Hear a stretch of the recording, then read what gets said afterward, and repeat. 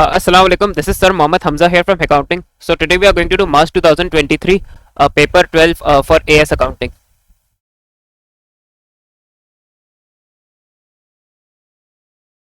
Why did Amitav prefer to form a partnership with Lenny rather than set up as a sole trader? तो यहाँ हमें कोई ऐसा reason ढूंढना है जिसकी वजह से उसने पार्टनरशिप फॉर्म करने का फैसला किया. Amitav was certain that they could work without disagreements.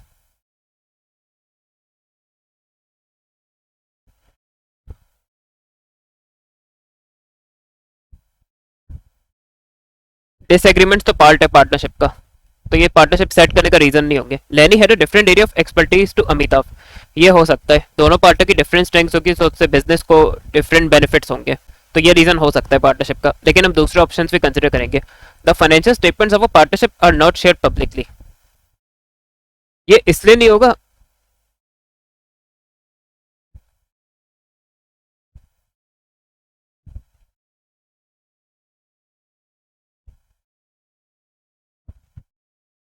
Feature of sole, ये सोल ट्रेडर का भी कैरेक्टरिस्टिक होता है कि फाइनेंशियल स्टेटमेंट्स में प्राइवेसी होती है. The legal requirements would be reduced. Legal requirements partnership की इन कंपैरिजन टू कंपनी कम होती है.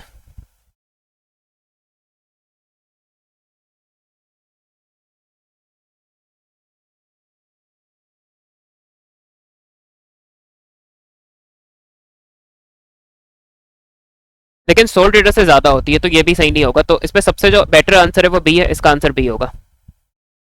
A credit customer cleared her debt of 600 after deducting a cash discount of 12%. Debt of 600 after deducting a cash discount of 12. तो it means ये due amount है 600. अगर ये payment होती तो वो क्लियरली कहता पेमेंट ऑफ 600. इट मीन्स ये बिफोर डिस्काउंट अमाउंट है. How would the customer account appear in the books of supplier? Customer account appear in the books of supplier after the payment has been recorded.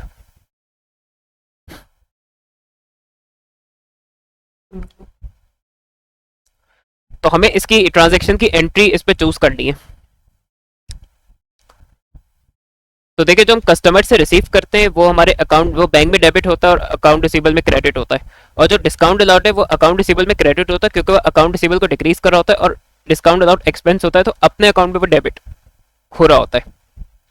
और 600 bank में debit होता है या customer के account में credit होगा. और इन द बुक्स ऑफ सप्लायर पूछा है, तो ऑब्वियसली सप्लायर के लिए बंदा कस्टमर ही होगा.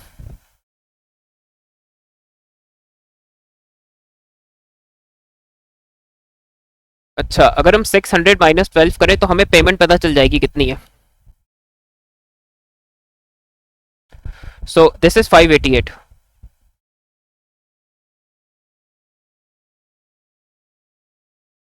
और ऑब्वियसली डिस्काउंट 12 का है, तो हमने बैंक में डिस्काउंट, तो बैंक डेबिट होगा 588 से, डिस्काउंट वाला डेबिट होगा 12 से, और इनके कंबाइंड अमाउंट से पूरे 600 से ट्रेड रिसीवेबल क्रेडिट होगा. तो उसके लिए उसने कस्टमर का ऑप्शन तो दिया नहीं, तो ऑब्वियसली बैलेंस BT 600 ही को हम चूज कर सकते हैं. तो इसका आंसर सी होगा.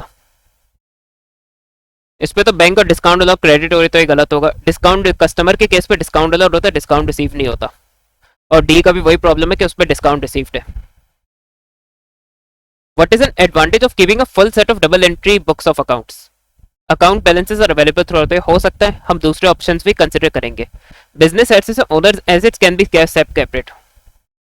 वो सिंगल एंट्री में भी पॉसिबल है.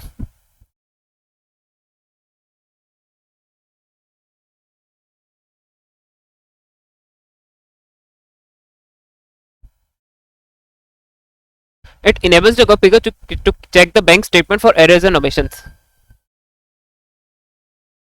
तो बैंक रिकंसिलिएशन से part of double entry system है, पूरा डबल एंट्री सिस्टम नहीं है. या ओवरऑल डबल एंट्री का एडवांटेज नहीं होगा. It stops the value of assets being overstated. तो ये नेसेसरी डबल एंट्री में नहीं, हम नॉर्मली भी कर सकते हैं.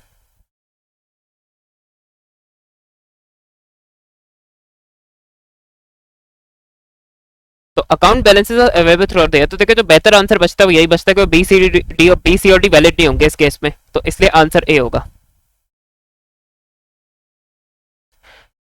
At the start of a financial period, the owner's capital account, at the start, the owner's capital account showed a balance of 85,000. It means your opening capital है. During the period, the owner introduced into the business a private vehicle worth 30,000. जब भी देखे owner अपने personal resource को, private resource को business में introduce करता है, बिजनेस के बेनिफिट के लिए यूज करता है, so that is always considered as additional capital. In addition the owner made cash drawings of 15,000. The business made a net loss for the period of 22,000. What is the balance on capital account at the end of the period. तो अब यहाँ देखें जो sole trader का equity section है उसके हिसाब से इंफॉर्मेशन दी हुई है. प्रॉफ लॉस है, ड्राइंग्स हैं और एडिशनल कैपिटल है और ओपनिंग कैपिटल दिया हुआ है. तो हम यहाँ इक्विटी सेक्शन बना के रफ में उसका क्लोजिंग बैलेंस कैलकुलेट करेंगे. सो ओपनिंग इज 85,000, फिर एडिशनल कैपिटल 30,000 का है, ड्राइंग्स 15,000 की है और फिर उसका लॉस है 22,000 का. तो ऑब्वियसली लॉस से कैपिटल डिक्रीज होता है तो हमारा क्लोजिंग कैपिटल आ जाएगा. So this is 78,000.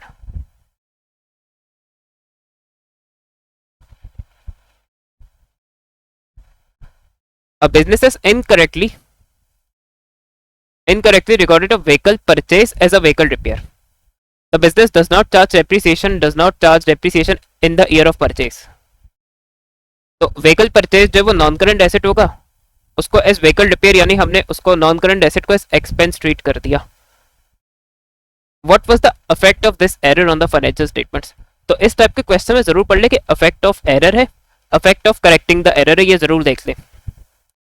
तो अगर व्हीकल को एज नॉन करंट एसेट को एज एक्सपेंस ट्रीट कर दिया तो एक्सपेंस ओवरस्टेट हो गया होगा और प्रॉफिट अंडरस्टेट हो जाएगा.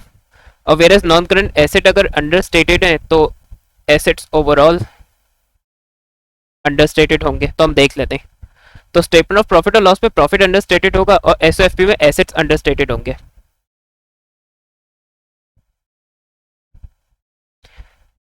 Non-current assets at the end of year 1 were recorded at cost and carrying value. तो देखिए कैरिंग वैल्यू ना is another word for net book value. अब वैसे कैरिंग वैल्यू का वर्ड ज्यादा A2 में यूज होता है इन ये इंटरनेशनल अकाउंटिंग स्टैंडर्ड्स के टॉपिक में और उसी के क्वेश्चंस में. लेकिन अभी कभी कभी एएस पे भी कैरिंग वैल्यू का वर्ड यूज कर देता है. तो carrying value simply net book value के लिए अनदर वर्ड है. तो ईयर बिगनिंग की कॉस्ट भी दी हुई है और नेट बुक वैल्यू भी दी हुई है. During year 2 certain assets were sold. They had originally cost and had been depreciated by. The depreciation charge for the remaining non-current assets in year 2 was 30,000. What was the carrying value at the end of year 2? अब देखिए वो asset disposal की कोई बात नहीं कर रहे तो इसका मतलब नहीं है. तो इसमें दो ऑप्शन है. तो पहले जो उसका इजी वे आउट है हम वो यूज करेंगे. एक सिंपल नेटबुक वैल्यू अकाउंट बना ले, उससे आपका एमसीक्यू जल्दी हो जाएगा.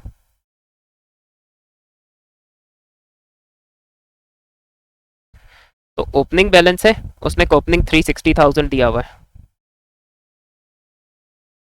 अच्छा और रिमेनिंग नॉन करंट एसेट इस न्यू की भी बात नहीं कर रहा. इसका मतलब हमने परचेजेस भी नहीं की, डिस्पोजल्स भी नहीं की.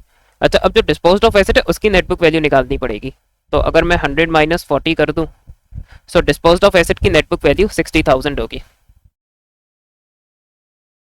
तो ये 60,000 यहाँ क्रेडिट हो जाएगा. नेटबुक वैल्यू अकाउंट है तो उसमें डिस्पोज्ड ऑफ एसेट की नेटबुक वैल्यू ही आएगी और डेप्रिसिएशन चार्ज इसमें क्रेडिट होता है और फिर ऑब्वियसली वो इनकम स्टेटमेंट में डेबिट होता है या स्टेटमेंट ऑफ प्रॉफिट और लॉस कह ले.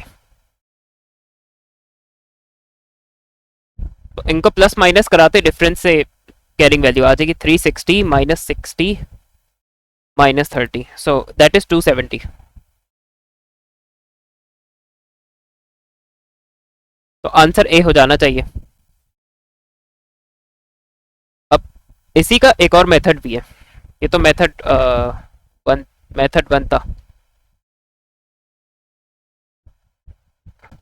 अब क्योंकि यहाँ जगह है तो मैं यही कर देता हूँ 6 मेथड 2.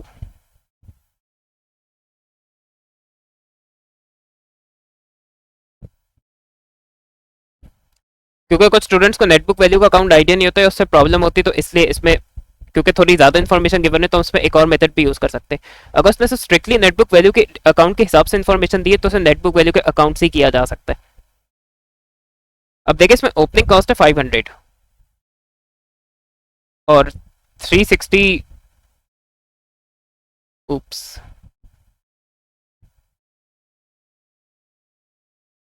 अब देखिए यहाँ इसने 500 में से एक्यूमुलेटेड डेप्रिसिएशन माइनस की होगी ईयर बिगनिंग की. तो ये नेटबुक वैल्यू 360,000 की बनी होगी. तो अगर मैं यहाँ 500 माइनस 360 कर दूं तो एक्यूमुलेटेड डेप्रिसिएशन आ जाएगी ईयर बिगनिंग की. Which will be 140,000। तो यहाँ मैं 140 ले लूँगा। और जो हमने एसेट डिस्पोज ऑफ किया उसकी कॉस्ट 100 थी और उसका एक्यूमुलेटेड डेप्रिसिएशन 40 था, और ड्यूरिंग देयर डेप्रिसिएशन चार्ज 30 है, और एडिशंस कोई हुई नहीं है। तो ईयर एंड की कॉस्ट जो है वो 400 हो जाएगी, और 140 plus 30 minus 40, so that makes 130। और नेटबुक वैल्यू देखिए उसने पूछा, तो अगर हम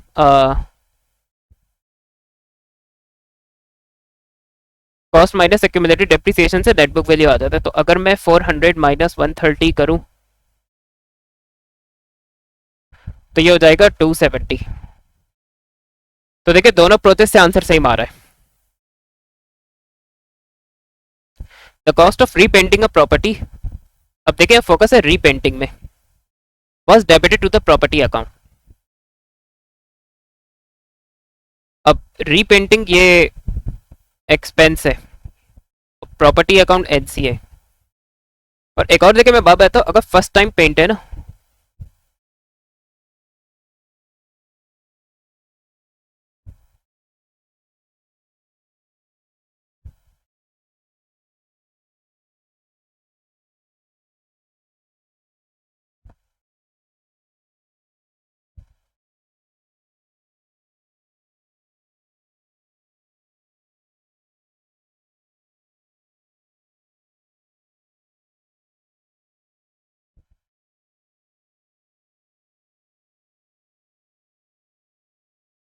तो देखिए फर्स्ट टाइम जब हम कोई लोगो पेंट करवाते हैं अपने व्हीकल्स वगैरह में, प्रेमिसेस पे पेंट करवाते हैं, तो वो लीगल रिक्वायरमेंट होती है। तो इसलिए फर्स्ट टाइम में वो कैपिटल एक्सपेंडिचर होगा, लेकिन रीपेंट अगर करवा रहे तो वो फिर रेवेन्यू एक्सपेंडिचर या एक्सपेंस होगा। और यहाँ रीपेंटिंग ही लिखा हुआ उसने, इसका ना एक्सपेंस को हमने नॉन करंट ऐसे ट्रीट कर दिया। तो ये सिंपली एरर ऑफ प्रिंसिपल है। A trial balance does not balance. The difference has been entered in a suspense account. What is the correcting debit entry to the suspense account? अब ये जो type के MCQ होते हैं थोड़े annoying होते हैं, जिसमें एरर आइडेंटिफिकेशन करनी होती है, उस पर तो सिंपली गैसिंग से काम चल जाता है। अब इसमें कि थोड़ा सा वर्किंग करके सॉल्व करके आंसर लाना पड़ेगा। तो अगर आपका सस्पेंस स्ट्रेंथ नहीं है तो इसको बेहतर है कि आखिर में करें और पहले बाकी एमसीक्यूज कर लें।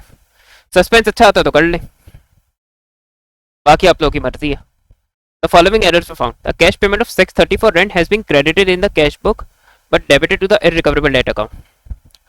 अब देखिए हमने रेंट पे किया तो उसको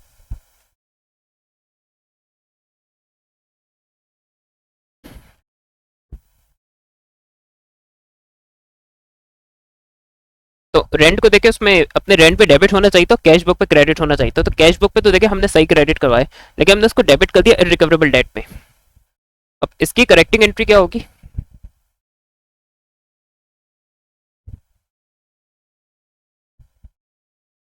रेंट डेबिट होगा, इररिकवरेबल क्रेडिट होगा, और ये एरर ऑफ प्रिंसिपल था, तो इसका सस्पेंस से कोई लिंक नहीं है। The provision for depreciation has been overcast. अब इसमें से प्रोविजन फॉर डेप्रिसिएशन में गलती है, और प्रोविजन फॉर डेप्रिसिएशन जब इंक्रीज होता है तो डेबिट होता है, जब उसे डिक्रीज करेंगे तो उसको क्रेडिट करेंगे। तो 8 पे मैं 2 की एंट्री बना देता हूँ। तो पीएफडी डेबिट होगा 960 से, क्योंकि ओवर स्टेटेड है, उसको डिक्रीज करना है तो हमें डेबिट करना पड़ेगा। और ऑब्वियसली सब एक अकाउंट में गलती है तो दूसरी एंट्री सस्पेंस की बनेगी। The purchases ledger control account balance has been included as a debit balance.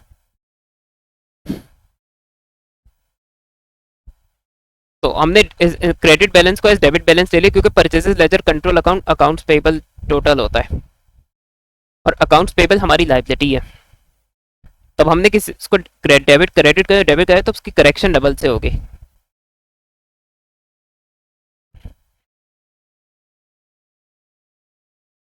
So that is 96,600। तो पहले जो पीएलसीए है वो क्रेडिट होगा 96,600 से, और सस्पेंस डेबिट होगा।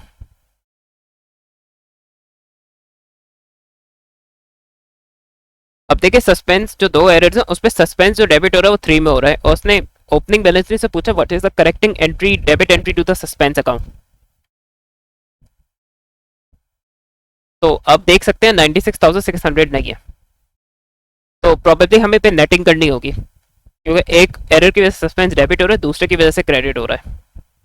तो अगर मैं 96,600 में से 960 माइनस करूं, so that will be 95640.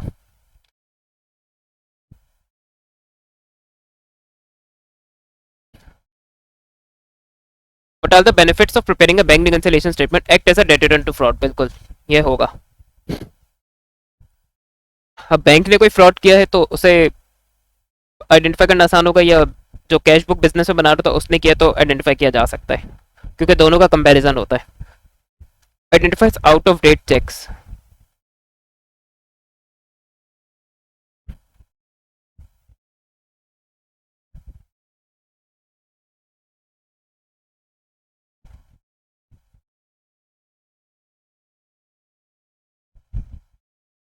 अब out of date cheque dishonoured cheques होते हैं, क्योंकि देखिए जो चेक है ना उसकी वैलिडिटी 6 मंथ्स की होती है, और 6 मंथ्स के बाद वो चेक इनवैलिड हो जाता है। अब हमें किसी ने चेक दिया, हमने 6 मंथ्स के बाद उसको यूज़ किया, तो चांसेस है कि वो डिसऑनर्ड हो जाएगा।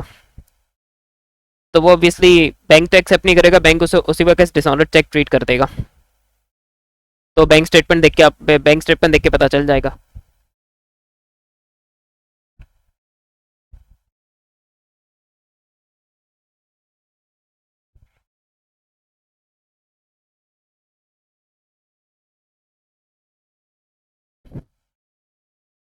या इसमें अनप्रेजेंटेड चेक्स भी हो सकते हैं, या हमने चेक दे दिया लेकिन बैंक ने डिडक्शन नहीं की।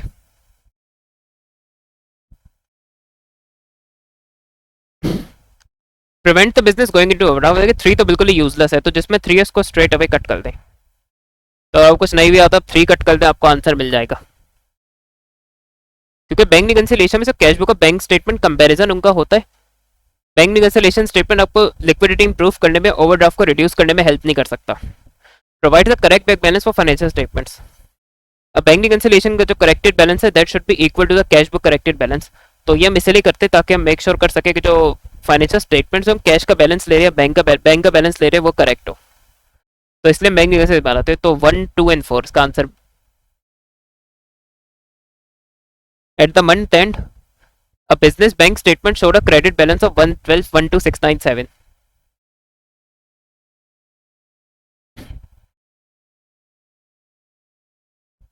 This did not agree with the cash book balance. Okay, the following differences were found. What is cash book balance before the corrections were made? तो हमें कैश बुक का ओपनिंग बैलेंस, कैश बुक का balance before corrections निकालना है। तो bank reconciliation में पास को ज्यादा इन्फॉर्मेशन दी हुई होती, ये जरूर देख ले कि वो क्या आपसे कैलकुलेट करवाना चाह रहा है। अच्छा, check receive was entry cash book error है। A check paid in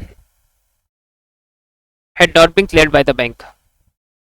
और पेड इन, ये देखिए पेड इन का मतलब है कि रिसीव किया है।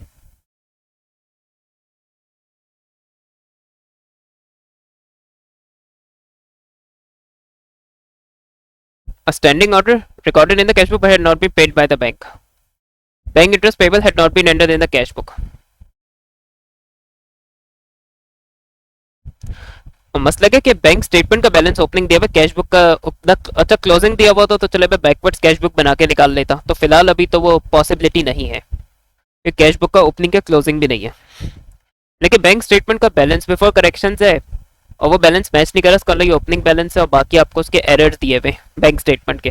तो पहले हम रफ बीआरएस बना के बैंक स्टेटमेंट के बैलेंस को करेक्ट करेंगे, और ये मैं क्यों करूँगी अभी आपको कुछ देर में समझ आ जाएगा।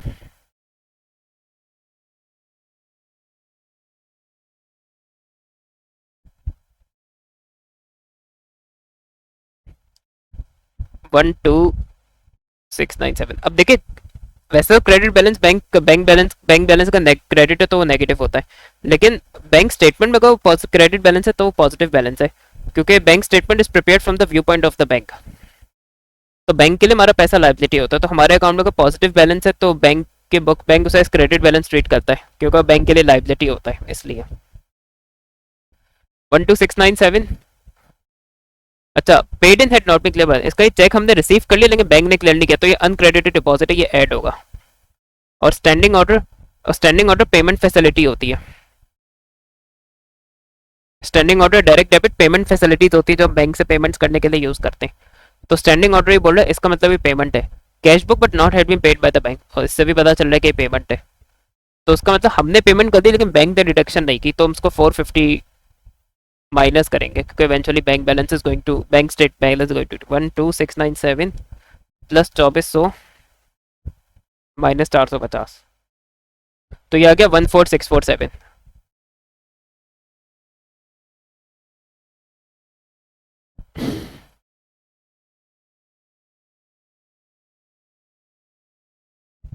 अब देखिए, जो बैंक स्टेटमेंट का करेक्टेड बैलेंस है that is equal to the corrected cash book balance, तो इसको मैं एज कैश बुक का करेक्टेड बैलेंस एज्यूम कर सकता हूँ और कैश बुक बना सकता हूँ।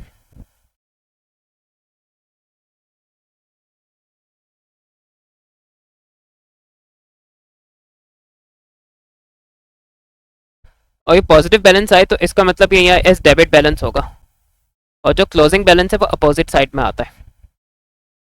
और अब हम यहाँ इसके एरर्स पे फोकस करेंगे। अ चेक 7, तो उसका लिए ओवर स्टेटेड है, तो ये हो जाएगा 7710 माइनस 7170, तो ये हो जाएगा 540।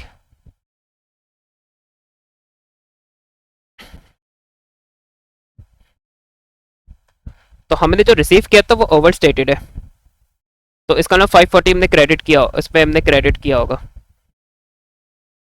अब कैश बुक, अब देखिए हम बिजनेस के व्यू पॉइंट से बनते हैं तो हमारे लिए एसेट है, तो जो ट्रांजेक्शन्स को इंक्रीज करेगी वो उस पर डेबिट होगी, जो ट्रांजेक्शन्स को डिक्रीज करेगी वो उसमें क्रेडिट होगी। A check, a standing order had not been paid by the bank. अच्छा, bank interest payable had not been cash, तो ये इंटरेस्ट जो पे करना था वो हमने एंटर नहीं किया।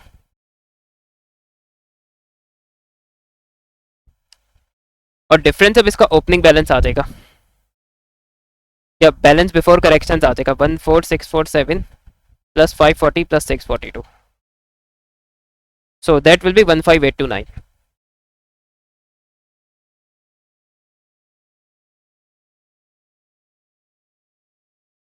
Which system identify the advantages of using a purchases ledger control account as a part of the accounting system? Okay. Compensating errors, errors of omission.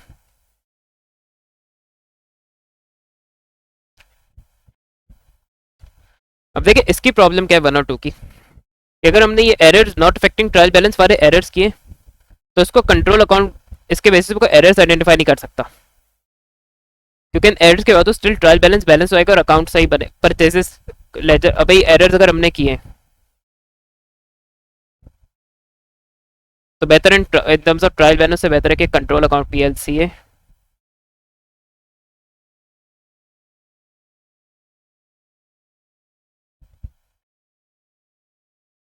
जिस तरह की एरर्स हम अकाउंट ओवरऑल अकाउंट्स पे करते हैं ट्रायल बैलेंस स्टिल बैलेंस हो जाता है, इसी तरह की एरर्स हमने परचेजेस लेजर कंट्रोल अकाउंट या परचेजेस लेजर अकाउंट्स में किए तो purchases laser control account still आपके जो परचेज कंट्रोल अकाउंट का बैलेंस और आपके जो इंडिविजुअल परचेजेस लेजर के बैलेंसेस का टोटल है ये इक्वल आ जाएंगे, तो इसलिए 1 और 2 तो टोटली यूजलेस है।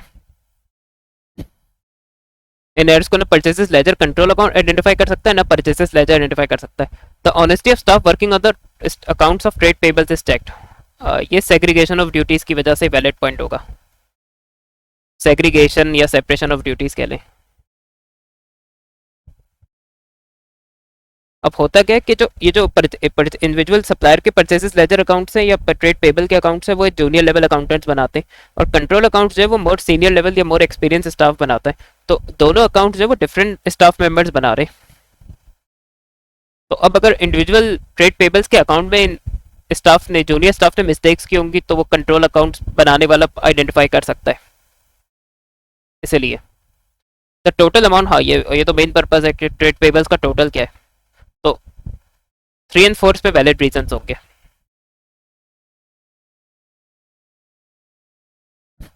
The sales ledger control account of a trader showed a debit balance of 28,500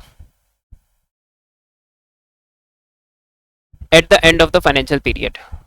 This does not agree with the total of individual trade receivables account. The following errors were discovered. Which figure should be used for trade receivables in the financial statements? It means हमें control account का corrected balance निकालना है क्योंकि वो use होता है financial statements में, और ये जो टोटल ट्रेड रिसीवेबल अकाउंट भी कहलाता है। A dishonored check from a credit customer had been entered on the credit side of the SLCA. Contours of 500 entered correctly in the sales ledger had been omitted from the control account. इसका had not been entered. अब dishonoured check debit होता है account receivable में और bank में credit होता है, तब हमें इसकी डबल से करेक्शन करनी पड़ेगी.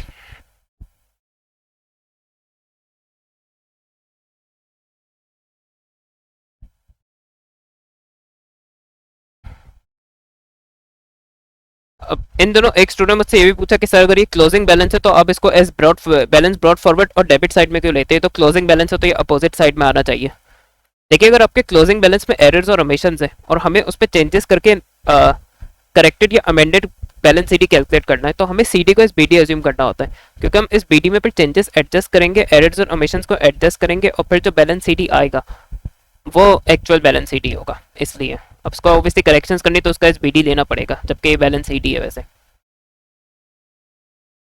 अब 600 से ये डेबिट हो जाएगा, 300 का डबल कर दिया. कॉन्ट्रास्ट ओमिटेड है, कॉन्ट्रास्ट पे क्रेडिट होते हैं और डिस्काउंट अलॉट भी इस पे क्रेडिट होते हैं, क्योंकि ये दोनों उसको डिक्रीज करते हैं, तो उससे इसका बैलेंस सीडी आ जाएगा.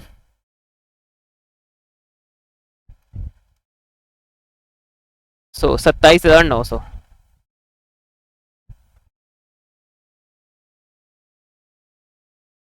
दूसरा तरीका आप उसको प्लस माइनस करके कर लें.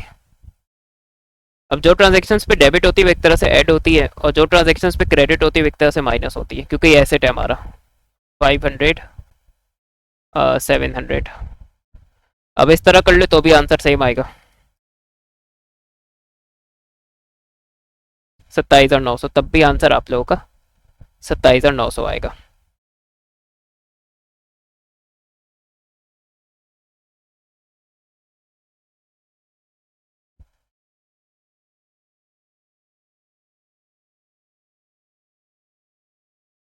At the start of year 1 on 1 January, a business had inventory of stationery which had cost 3740.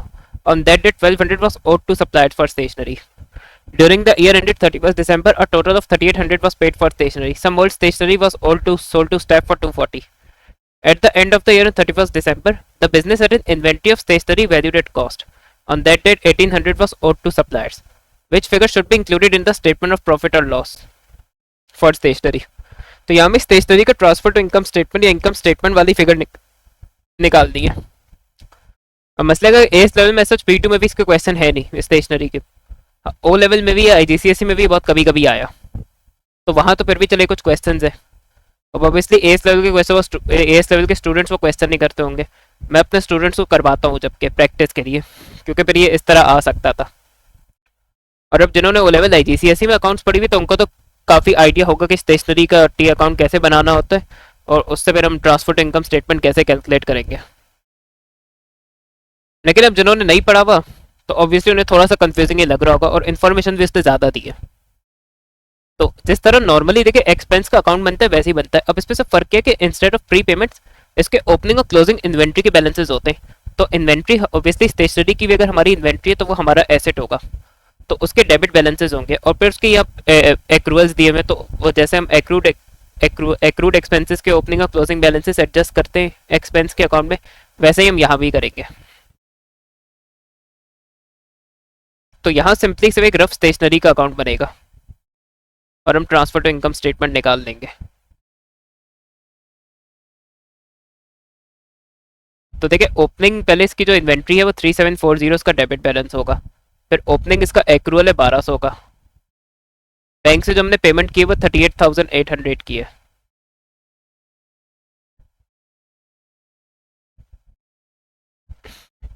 Staff for 240. अब कुछ स्टेशनरी हमने स्टाफ को भेज दी तो वो बैंक में डेबिट होगी देखें और यहाँ क्रेडिट होगी, तो एक्सपेंस को सॉर्ट ऑफ ही डिक्रीज कर रही होगी हमारे. और ईयर एंड में फिर इसका डेबिट बैलेंस है इन्वेंट्री का वो 4200 होगा और 1800 वाज ओड टू सप्लायर्स, तो उसका ये क्रेडिट बैलेंस होगा. अब डिफरेंस हम इसका ट्रांसफर टू इनकम स्टेटमेंट निकाल लेंगे. 3740 प्लस 38,800 प्लस 1800 -40 to 100 -240 -1200, so 38,700.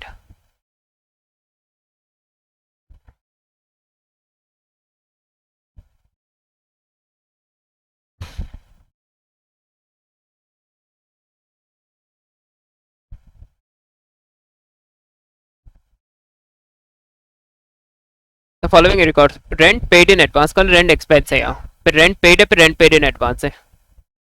तो अगर ये expense paid in advance है तो उसका ये prepaid है.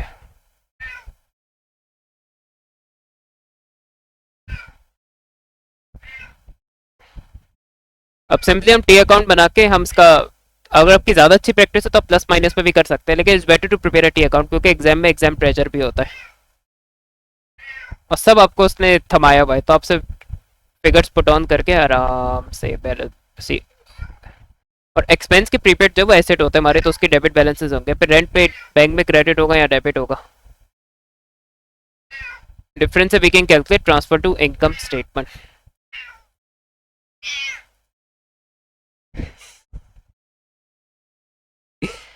$38,000.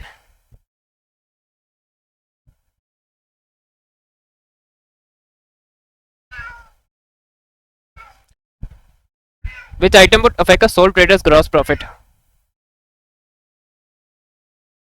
कैरेज इनवर्ट्स बिल्कुल, क्योंकि परचेजेस में एडजस्ट होता है. डिस्काउंट अलाउड नहीं. कमीशन रिसीव्ड नहीं, क्योंकि ये दोनों items after gross profit adjust होते हैं और उससे ग्रॉस प्रॉफिट तक की आपसे एडजस्टमेंट पूछिए.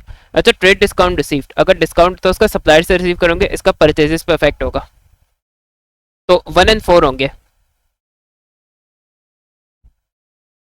John and Mary are in partnership at the first year of operation. After the first year of operation, the current accounts of both partners had a debit balance.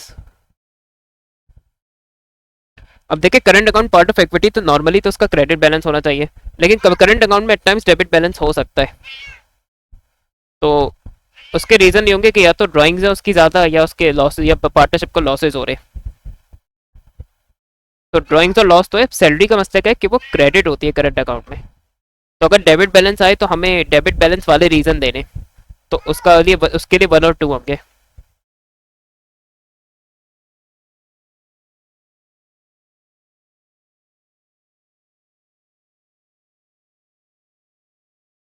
The following information is available for a partnership at the end of a financial year. Residual loss, salaries, interest on capital, salaries to partners है, interest on capital, interest on drawings. Drawings जो है वो उस पे how much was the profit for the year. तो rough appropriation account बना के हम कैलकुलेट कर सकते हैं. तो ये प्रॉफिट फॉर द ईयर से स्टार्ट होता है, वो हमें पता नहीं है. सैलरीज में से माइनस की होंगी इसने, इंटरेस्ट ऑन कैपिटल्स ने माइनस किया होगा, और इंटरेस्ट ऑन ड्राइंग्स इसने ऐड की होंगी. उसके बाद इसका रेसिडुअल लॉस आ गया होगा 3,000 का.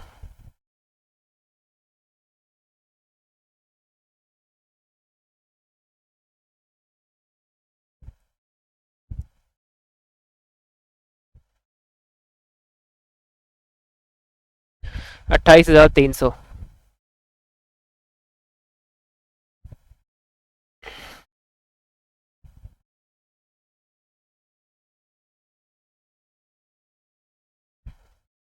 A company intends to issue shares at a price above the par value.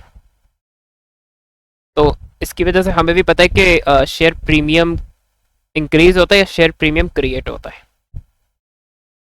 Which items apart from the bank balance will be affected by the share issue? And apart from the bank balance, share capital. अच्छा, share capital in capital reserve, क्योंकि जो share premium है वो capital reserve है, और obviously ordinary share capital increase होगा par value से, तो ये नहीं होगा इसका आंसर.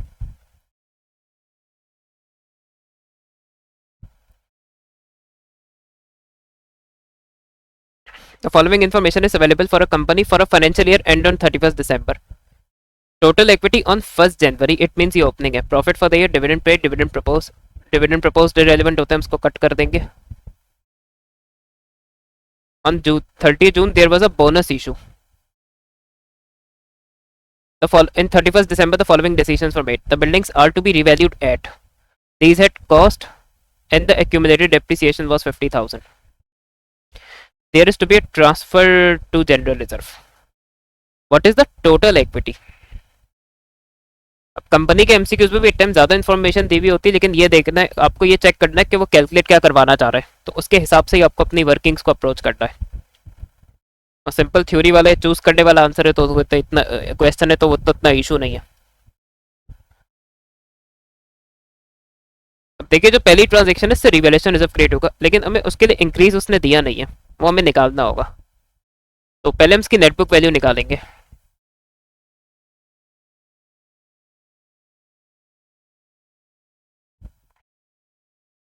अब हमें देखिए अगर रिवैल्यूएशन रिजर्व की अमाउंट निकालनी है तो ये डिफरेंस होता है. अगर डायरेक्ट कैलकुलेट करना हो इसलिए एंट्री से करना वर्थ इट नहीं, क्योंकि कैलकुलेशन का एमसीक्यू है. Minus NPP. तो रिवैल्यूड अमाउंट और नेटबुक वैल्यू का कंपैरिजन होता है अगर हमें रिवैल्यूएशन रिजर्व की अमाउंट निकालनी है. तो रिवैल्यूड अमाउंट इज 250,000 और नेटबुक वैल्यू हमारी 150 है. तो 250 माइनस 150 इज इक्वल टू 100,000. ये रिवैल्यूएशन रिजर्व की अमाउंट हो जाएगी. अब बात कर लेते हैं बोनस इशू और ट्रांसफर टू जनरल रिजर्व में. उसने टोटल इक्विटी पूछी है और मैंने किसी अभी प्रीवियस भी जो वीडियोस किए हैं उसमें किसी एक में मैंने दोनों प्रोसेस से करके दिखाया था कि हम टोटल इक्विटी जो ओपनिंग है उसमें वैल्यूज प्लस माइनस कर देंगे तो भी आ सकता है, और या तो इंडिविजुअली हम शेयर कैपिटल के और रिजर्व्स के क्लोजिंग बैलेंसेस निकालेंगे और उनको फिर अगर हम ऐड कर दे तो टोटल इक्विटी आ जाएगी. लेकिन देखिए यहाँ इस तरह करना पॉसिबल नहीं है, क्योंकि ओपनिंग जो इक्विटी है उसका टोटल में वैल्यू दी है आपको, तो उस पर प्लस माइनस करके ही आपको करना होगा. तो उसके लिए अंडरस्टैंड करना ज़रूरी है बोनस इशू से. अब ऑर्डनरी शेयर कैपिटल तो बढ़ेगा, लेकिन ऑन द अदर हैंड कोई भी रिजर्व जो भी इसके लिए यूज हो रहे होंगे वो डिक्रीज हो रहे होंगे.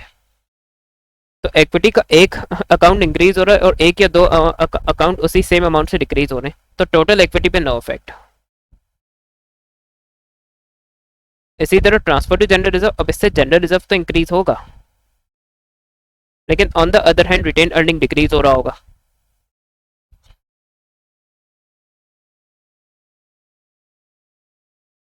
तो इसका भी टोटल इक्विटी पे कोई इफेक्ट नहीं होगा. रिवैल्यूएशन की मैंने अमाउंट निकाली तो हम इसको आराम से कर सकते हैं. 492,000 profit for the year obviously इसमें ऐड होगा. डिविडेंड्स पेड इस पे माइनस होंगे, इसको डिक्रीज करते. बोनस इशू नहीं आएगा. रिवैल्यूएशन रिजर्व 1 लाख का वो आएगा. ट्रांसफर टू जनरल रिजर्व नहीं आएगा. 492,000 प्लस 70,500 माइनस 24,000 और plus 1 lakh.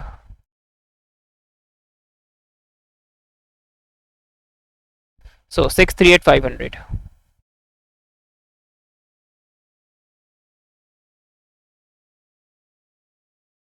A business has a rate of inventory turnover of 17 times.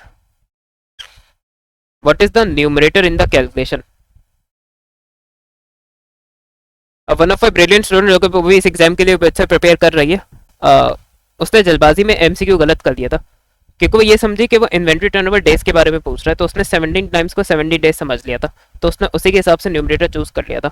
तो इसलिए ये नोट करना इंपॉर्टेंट है कि देखिए उसने इन्वेंट्री टर्नओवर टाइम्स में दिया है, तो इस पर टाइम्स के फॉर्मूला के हिसाब से हमें न्यूमरेटर चूज करना है. इसका फॉर्मूला होता है cost of sales divided by average inventory.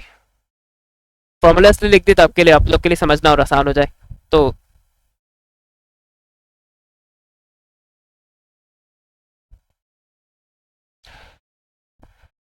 The year end statement of financial position of X limited shows the following. Year end की है, इसका मतलब रिटेन अर्निंग में प्रॉफिट एडजस्टेड है.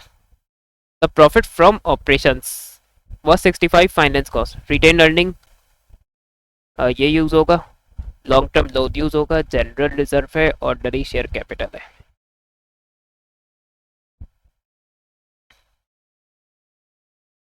तो प्रॉफिट फ्रॉम ऑपरेशंस तो चले हमें गिवन है. अब हम पहले टोटल इक्विटी निकालेंगे इसमें.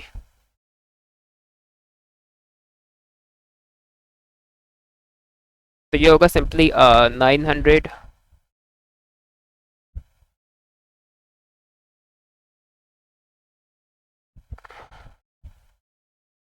900 150 150।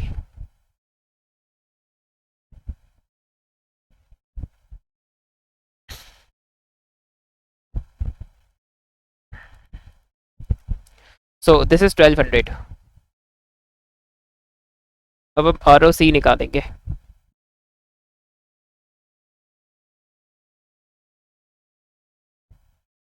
तो इक्विटी का टोटल 1200,000 है, और equity plus non current liability होता है तो उस पर से लॉन्ग टर्म लोन आएगा।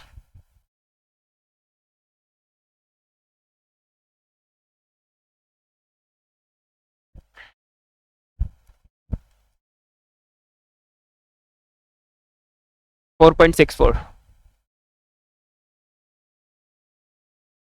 तो आंसर बी होगा, हो जाएगा।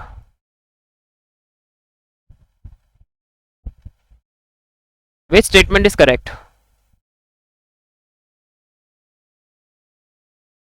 Direct cost changes in direct proportion to changes in level of activity. तो डायरेक्ट कॉस्ट एक तरह से वेरिएबल कॉस्ट को कहते हैं।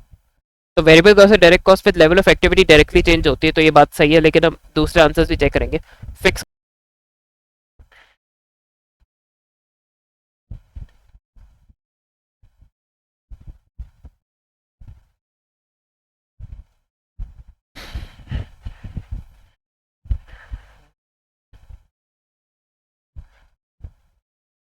विच स्टेटमेंट इज करेक्ट, ये वाला एमसीक्यू हम कर रहे थे। तो इस पे ऑप्शन बी में बात करें तो देखो इसकी अमाउंट कांस्टेंट रहती है, वैसा percentage of total cost fix cost constant नहीं होती, तो इसलिए बी गलत होगा। Semi variable cost increase in direct proportion to increase in production. तो उसका वेरिएबल पोर्शन तो चेंज होता है, वेरिएबल पोर्शन तो बढ़ेगा।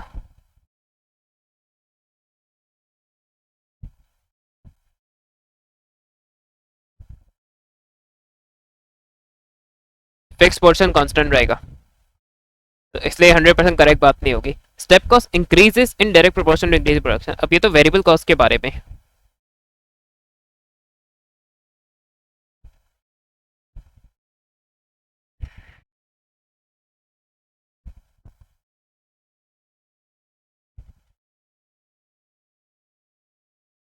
इसलिए तो उस पर जो सबसे सही स्टेटमेंट है वो ए है। अब manufacturer operates a bonus system, he provides the following information. Output required from each worker, time allowed to complete up to actual time work by Fred.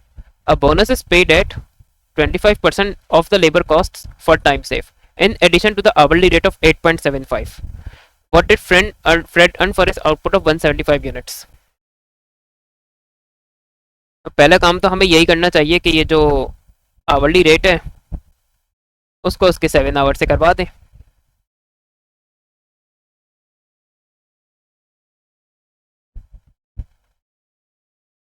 तो ये आ जाएगा 61.25। अब वो कह रहे हैं bonus is paid 25% of the labour cost. अब normally देखिए जिस तरह हम इस बोनस को कैलकुलेट करते हैं, पहले हम उसी अप्रोच से करते हैं इसको। तो अगर हम उसी अप्रोच से करते तो फिर बोनस के लिए 8.75 का हम 25% कैलकुलेट करेंगे। 2.1875 फॉर द टाइम सेव्ड। और टाइम सेविंग कितनी, उसे 10.5 आवर्स में आउटपुट कंप्लीट करना था, उसने 7 घंटे में कर लिया, तो इट मीन्स 3.75 आवर्स की कॉस्ट, 3.5 आवर्स की कॉस्ट सेविंग है। तो इसको अगर मैं 3 से करा दूं तो बोनस आ जाएगा, सॉरी 3.5।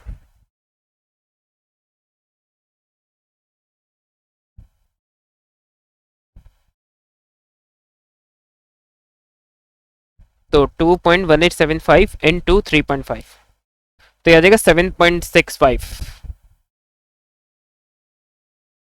7.66 ले लेते चलो उसको।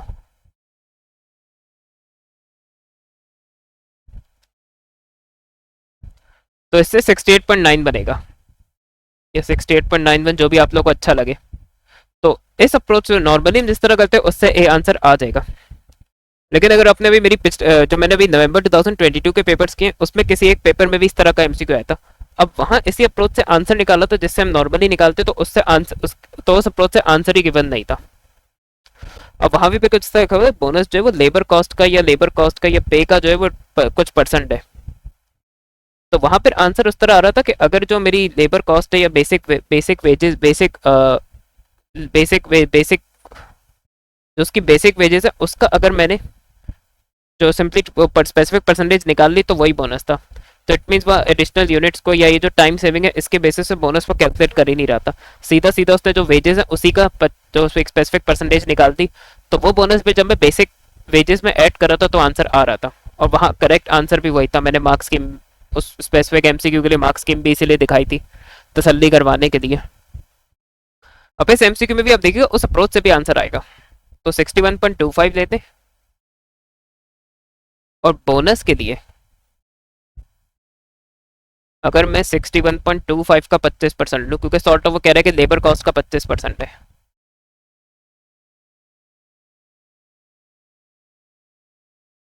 $15.31। अब इस पे मैं 61.25 ऐड करता हूँ बोनस पे, तो अब आएगा 76.56।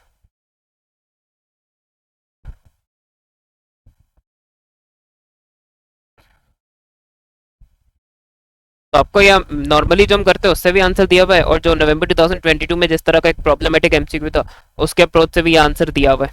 तो अब हम क्या करें?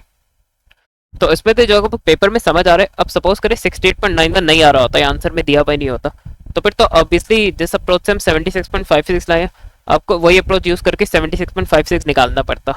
अब अगर दोनों से आंसर आ रहे हैं तो पेपर में देखे जो आपको सही लग रहा है आप वो चूज कर लें। वैसे ही मेजोरिटी टाइप का एमसीक्यू गलत करेगी तो वो थ्रेशोल्ड में एडजस्ट हो जाएगा। अब बाय द वे इसका थ्रेशोल्ड इतना हाई भी नहीं है, लेकिन जो वो थ्योरी के कैलकुलेशन के वैसे एमसीक्यूज हैं जिसमें उसने क्वेश्चन में कोई क्वेश्चन उसने सही बनाया और आप मिस्टेक कर रहे हो तो फिर तो आप ही रिस्पॉन्सिबल होगे। इस टाइप का एमसीक्यू देखिए थ्रेशोल्ड में फिर एडजस्ट हो जाएगा, क्योंकि ऑब्वियसली जो नवंबर 22 के पेपर करके गया होगा वो 76.56 निकालेगा वो स्टेटमेंट पढ़ के। और जिनमें हम टाइम सेविंग्स पे यूनिट्स पे बोनस लिखा है वो क्लियरली लिखा हुआ था bonus is paid on the additional units और bonus is paid on the time savings. यहाँ कह रहे bonus is paid 25% of the labour cost. तो उससे मुझे ही लगा था कि ये नवंबर 2022 वाली अप्रोच सही होगा, और यहाँ दोनों से आंसर दिया हुआ है। तो जो आपको सही लगे मैंने दोनों से करके दिखा दिया है। मेरे लिए इजी वे आउट ये भी था कि मैं सिंपली जो उसने ए को सही का मार्क्स स्कीम में एक्चुअली ए है, ये मार्क्स स्कीम का आंसर है ये, और ये मेथड 2 से आंसर है। तो मैं भी इसे रट के कह देता 60.91 ला के दिखाया, तो मैं ये करके ही नहीं दिखाता। लेकिन देखिए कभी कभी इनसे भी गलती हो सकती है, क्योंकि ऑब्वियसली एग्जामिनर भी देखिए इंसान को कोई वो रोबोट से सुपर ह्यूमन नहीं जो हर चीज सही करेंगे, तो उनसे भी देखिए गलती आगे पीछे हो सकता है। तो इसीलिए मैंने दोनों से करके दिखाया, तो कि ऑब्वियसली हम ताकि हम ओपन माइंडेड हो सके और हर चीज का आइडिया हो हमें कि क्या क्या हो सकता है। तो उस एमसी को मुझे अप्रोप्रिएट नहीं, सिंपली उसने जो आंसर लिया है मैं उसी को सही समझ के करके दिखा दूं, क्योंकि दूसरी अप्रोच से भी आ रहा है। और नवंबर 22 में इशू भी मैंने आपको बता दिया है, तो हम कंटिन्यू करते हैं।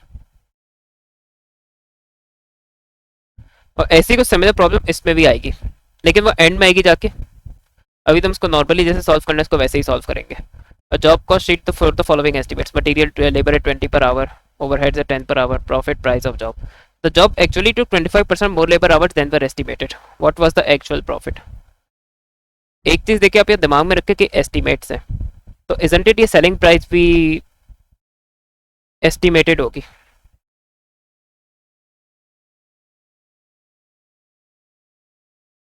अब लेबर आवर्स जो है एस्टिमेट के जो है उससे 25% ज्यादा लगे, तो पहले मैं एस्टिमेट के लेबर आवर्स निकालते होंगे। तो अगर मैं 200 डिवाइड बाई 20 कर दूं तो आ जाएंगे। So these are 10।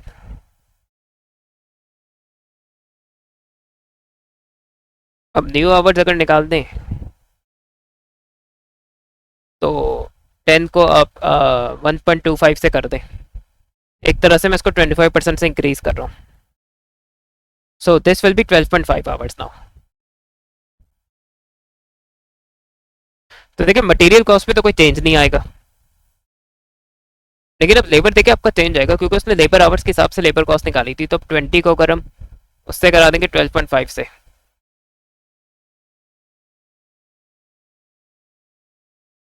250।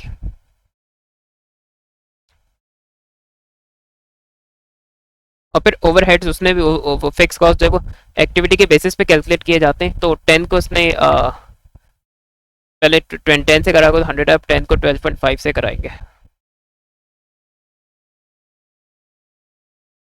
So this will be 125। अब हमारी जो नई टोटल कॉस्ट है वो आ जाएगी 1055। अब देखिए ये एस्टिमेट्स है, और यहाँ जो हमने जो एस्टिमेट के लेबर आवर्स है उसके हिसाब से हमने ये टोटल कॉस्ट निकाली होगी। उसके अकॉर्डिंग में हमने मार्कअप, ये प्रॉफिट जो है मार्कअप रिप्रेजेंट कर रहे हैं, मार्कअप कैलकुलेट किया होगा और वो कॉस्ट में मार्कअप ऐड किया होगा तो हमारी सेलिंग प्राइस आई होगी। तो ये जो सेलिंग प्राइस है ये तो एस्टिमेटेड लेबर आवर्स के हिसाब से। अब एक्चुअल प्रॉफिट अगर वो कह रहे हैं और एक्चुअल लेबर आवर्स अगर एस्टिमेट से डिफरेंट है तो इसे एक्चुअल सेलिंग प्राइस देनी चाहिए थी, या एक्चुअल सेलिंग प्राइस निकालने के लिए इसे कुछ बताना चाहिए था। अब ये भी कह सकता हूँ कि मैं करंट मार्कअप निकाल के नई सेलिंग प्राइस निकालने की कोशिश करूँ और उसके बेसिस पे मार्कअप निकालूं, लेकिन वो आंसर पर यहाँ है नहीं और कुछ उसने अगर दिया नहीं है तो इसके अलावा कोई चॉइस भी नहीं कि बस एस्टिमेटेड सेलिंग प्राइस को ही एक्चुअल सेलिंग प्राइस है। मैंने चीज़ें इसलिए हाईलाइट की क्योंकि जब अगर कॉस्ट चेंज हो, टोटल कॉस्ट चेंज हो रही है तो ऑब्वियसली मार्कअप भी उसके हिसाब से चेंज होगा और उसकी वजह से सेलिंग प्राइस भी चेंज होगी, जो कि यूजुअली एमसीक्यूज में हो रहा होता है इस टाइप के एब्जॉर्प्शन के एमसीक्यूज में, लेकिन यहाँ ऐसा नहीं हो रहा। और ऑब्वियसली 1055, तो प्राइस हम 1260 अज्यूम करेंगे, सेलिंग प्राइस में से कॉस्ट माइनस कर दें तो हमें प्रॉफिट पता चल जाएगा 205। तो ये ए इसका आंसर हो गया। तो बहुत कभी कभी अपने ये जो यूजुअल चीज़ों जो यूजुअल एमसी को दे रहा होता है उससे डेबिट करता है और उसमें अननेसेसरीली कंफ्यूज भी करता है। और sort of at times time के एमसीक्यूज थोड़े से मिसलीडिंग भी होते हैं या वो लेस एक्यूरेट होते हैं, तो जब बात आती है ज़्यादा आई थिंक ओवर स्मार्ट बनते एग्जामिनर तो थोड़ा सा ही गलत एमसीक्यू बना देते हैं। लेकिन देखिए इसे पेपर में इस तरह की 23 और 24 ये बाकी सब एमसीक्यू सोफार और भी आगे जो हम करेंगे आपको आइडिया हो जाएगा, सब उसने सही दिए। तो आपने अगर प्रिपरेशन अच्छी की तो आप उन एमसीक्यू से कॉम्पेंसेट कर सकते हैं। इन दो एमसीक्यू से एसएस ग्रेड पे कोई इतना फर्क पड़ेगा नहीं। What was the most suitable basis to apportion power cost. लेकिन जो सबसे अप्रोप्रिएट है वो नंबर ऑफ यूनिट्स है। अब जिस डिपार्टमेंट में ज़्यादा यूनिट्स पे काम होगा उस पर ज़्यादा पावर कॉस्ट अपॉर्शन कराएंगे। नंबर ऑफ एम्प्लॉयज़ का एब्सोल्युटली कोई लिंक नहीं है। ये मेंटेनेंस कॉस्ट का पावर कॉस्ट से कोई लिंक नहीं है, तो कॉस्ट को कॉस्ट से तो अपॉर्शन नहीं करेंगे। कैपिटल कॉस्ट ऑफ मशीनरी,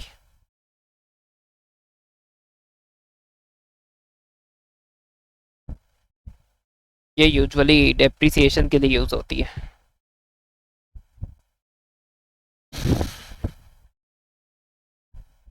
इसलिए तो उस पर सबसे एक्यूरेट बेटर आंसर वो डी है।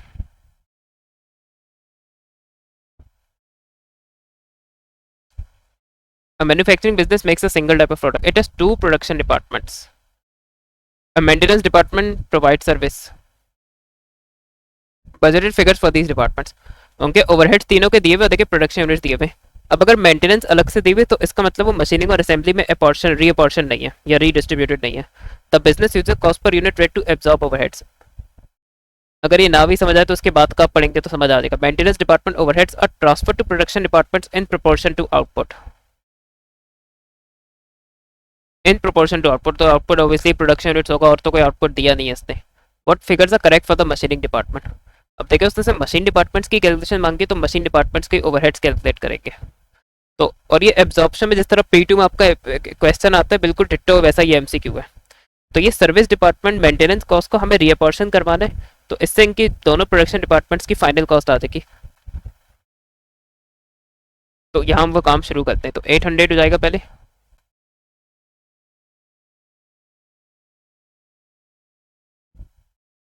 फिर हम इसमें मेंटेनेंस रीडिस्ट्रीब्यूट करवाएंगे।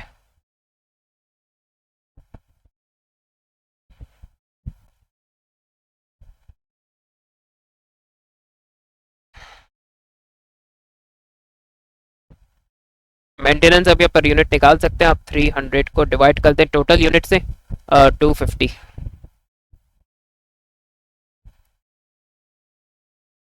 तो ये हो जाएगा $1.2।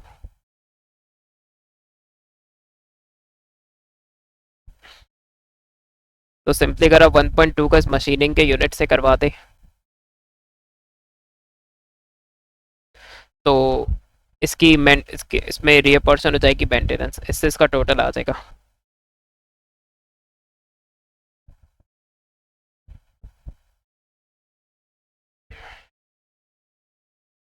अब इसके लिए एक और मेथड आप ये भी कर सकते हैं, अगर मेंटेनेंस डिपार्टमेंट को इससे पर यूनिट से नहीं करना है तो उसकी टोटल कॉस्ट देखिए 300,000 है। उसके बाद मेंटेनेंस उसका जब प्रोडक्शन यूनिट्स का फ्रैक्शन बनाएंगे मशीनिंग डिपार्टमेंट के लिए, तो मशीनिंग डिपार्टमेंट के 200,000 यूनिट्स हैं और टोटल यूनिट जो है वो 250,000 है। तो जो यूनिट्स के लिए फ्रैक्शन बन गया और यूनिट्स के बेसिस में ही हमें मशीन मेंटेनेंस कॉस्ट को डिस्ट्रीब्यूट करना है अमंग द प्रोडक्शन डिपार्टमेंट्स। तो अभी फ्रैक्शन बना के भी निकाल सकते हैं 300,000 इंटू 200 अपॉन 250। तो आप देखिए इससे भी 240,000 ही आएगा। और उसने कॉस्ट पर यूनिट और मशीनिंग डिपार्टमेंट के लिए कॉस्ट पर यूनिट पूछा है, इसका मतलब 1040 को जो मशीनिंग के ओवरहेड्स है उसी को ये यूनिट से डिवाइड करेगा, मशीनिंग के यूनिट से ही होगा। So 1040 divided by 200, so that is 5.2।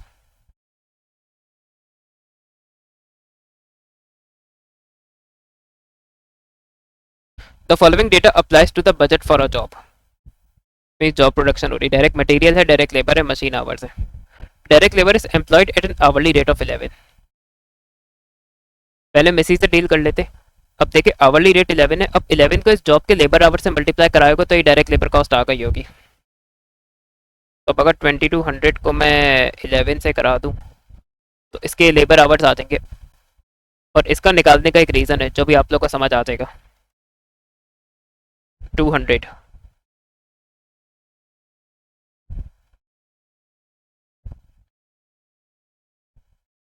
Production overhead से चार्ज है 25 पर डायरेक्ट लेबर आवर। तो ओवरहेड देखे जबकि मशीन आवर ज़्यादा है तो मशीन आवर्स के हिसाब से होना चाहिए था, लेकिन वह खुद कह रहा है कि प्रोडक्शन ओवरहेड लेबर आवर के हिसाब से होंगे। तो जैसा वो कह रहे हैं हम वैसे ही करेंगे, हम अपनी ज़्यादा ओवर थिंकिंग नहीं करेंगे इसमें, क्योंकि यहाँ क्लियरली कह रहा है an amount for selling and distribution overhead is calculated 20% of factory cost. It means on total cost of production, क्योंकि फैक्ट्री में फैक्ट्री कॉस्ट जो है कॉस्ट ऑफ प्रोडक्शन होती है। ऑब्वियसली फैक्ट्री में हम प्रोड्यूस करेंगे तो कॉस्ट ऑफ प्रोडक्शन आएगी, तो कॉस्ट ऑफ प्रोडक्शन का आखिर में 20% will be selling and distribution, और उसी के बेसिस पे हम टोटल कॉस्ट भी निकाल सकते हैं। तो यहाँ में टोटल कॉस्ट की वर्किंग करनी है which will be variable cost plus fix cost. तो ये हो जाएगा 4800। डायरेक्ट लेबर को एज इट इज ले लें। अब है ओवरहेड, तो 25 को करा दे इसके 200 लेबर आवर से। So this is 5000।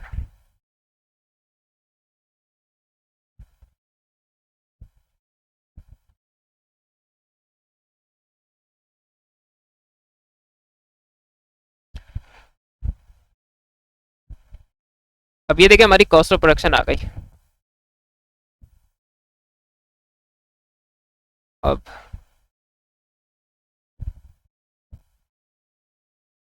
इसी का हम 20% निकाल लेंगे तो हमारा वो सेलिंग एंड डिस्ट्रीब्यूशन आ जाएगा, और कॉस्ट ऑफ प्रोडक्शन में सेलिंग एंड डिस्ट्रीब्यूशन ऐड करेंगे तो टोटल कॉस्ट जॉब की आ जाएगी। सो 14,400।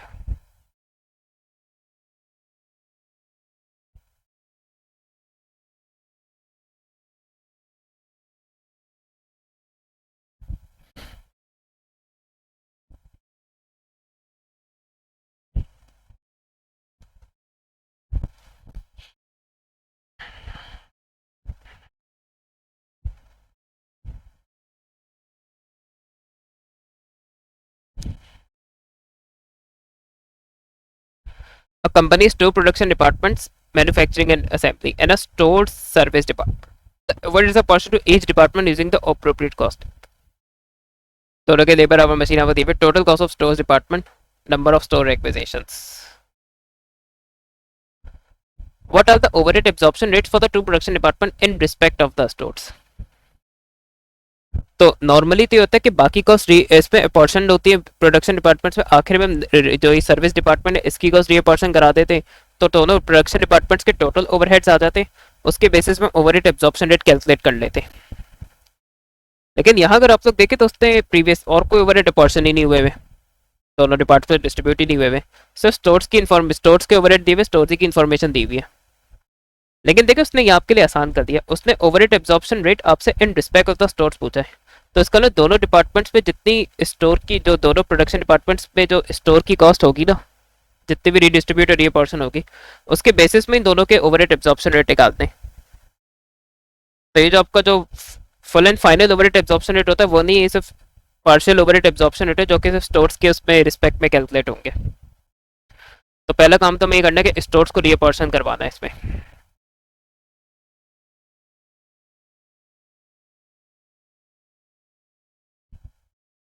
तो मैन्युफैक्चरिंग और असेंबली,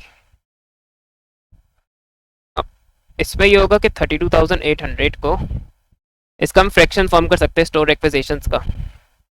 इसके 3,000 है, टोटल 5,000 है।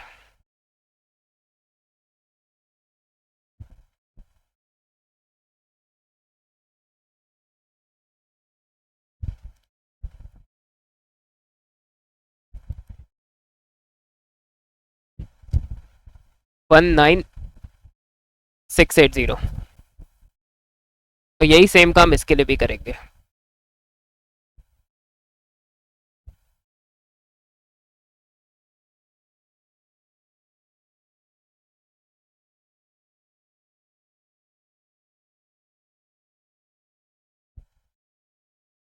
तो ये है 13,120।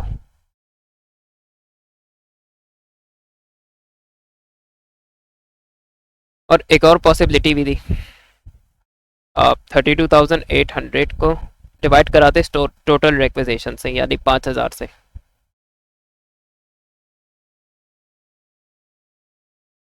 तो ये आएगा $6.56 पर रैक।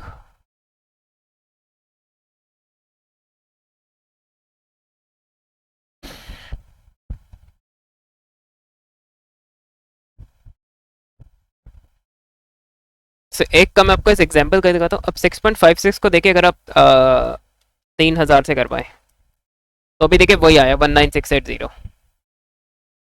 तो इट मीन्स दोनों अप्रोचेस से जो हम रीपर्सन डिस्ट्रीब्यूट करें तो फिक्स कॉस्ट से तो सेम आएगी। अब दोनों के हम OER निकालते हैं।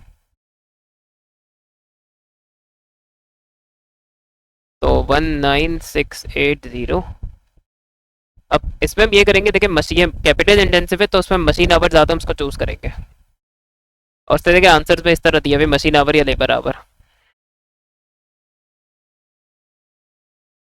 तो ये आया 0.98, क्योंकि 2 डेसिमल प्लेस में उसने दिया हुआ, तो 0.976 0.976 0.98 हो जाएगा। इसी तरह हम OER निकालेंगे ए का। अब इसका है 13,120। अब ये लेबर इंटेंसिव, क्योंकि देखिए इसके लेबर आवर ज़्यादा है, तो हम करेंगे 33,600।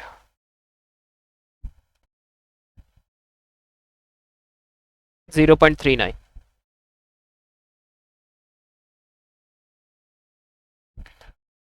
तो 0.98 0.390 हो गया।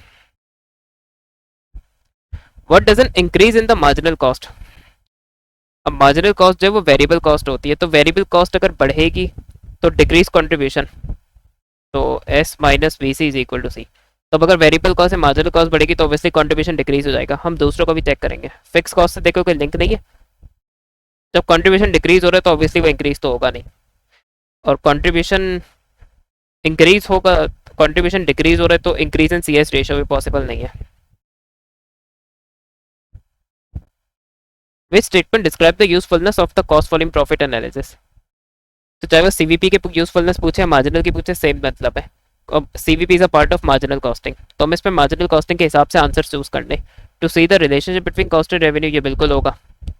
डिफरेंट आउटपुट लेवल्स पे डिफरेंट कॉस्ट एंड रेवेन्यू हम देख सकते हैं। To set the selling price targeted profit भी हम मार्जिनल में CVP में ही करते हैं। To set selling prices for a variety of products, अब इसके लिए या तो एब्जॉर्प्शन, या आप में से जो एक्सेल रेटेड के स्टूडेंट्स हैं उन्होंने A2 में ABC पढ़ा होगा। अब अगर मैं मल्टीपल प्रोडक्ट्स पे सेलिंग प्राइस सेट करनी है तो पहले फिक्स कॉस्ट से पर्सन करनी होती है, क्योंकि फिक्स कॉस्ट देखिए यूनिट्स पे डिपेंड नहीं करती। तो पहले हम फिक्स कॉस्ट से पर्सन करेंगे on the base of suitable activities, जो कि एब्जॉर्प्शन या ABC हमें हेल्प करता है उसमें, और उसके बाद हम उनकी सेलिंग प्राइसेस निकाल पाएंगे। तो इस चीज़ में हमें मार्जिनली सीवीपी हेल्प नहीं करता, तो इसका आंसर बी होगा। तो ये सबसे रिसेंट पेपर मैंने किया, और इस पेपर में देखिए एक बात आप लोगों ने देखी होगी कि मेजॉरिटी आपकी जो कॉस्टिंग के एमसीक्यूज है, कैलकुलेशन के कॉस्टिंग के एमसीक्यूज है, वो एब्जॉर्प्शन के, जबकि यूजुअली मार्जिनल के ज्यादा कैलकुलेशन के एमसीक्यूज आ रहे हो तो एब्जॉर्प्शन के इक्का दुक्का ही होते। तो एग्जामिनर देखिए इस तरह भी कर सकता है, इसीलिए कि सिलेबस में हर चीज़ का आपको आइडिया होना चाहिए। अब जिसको एब्जॉर्प्शन नहीं आता होगा, जिसका एब्जॉर्प्शन वीक होगा, वो से फंस जाएगा।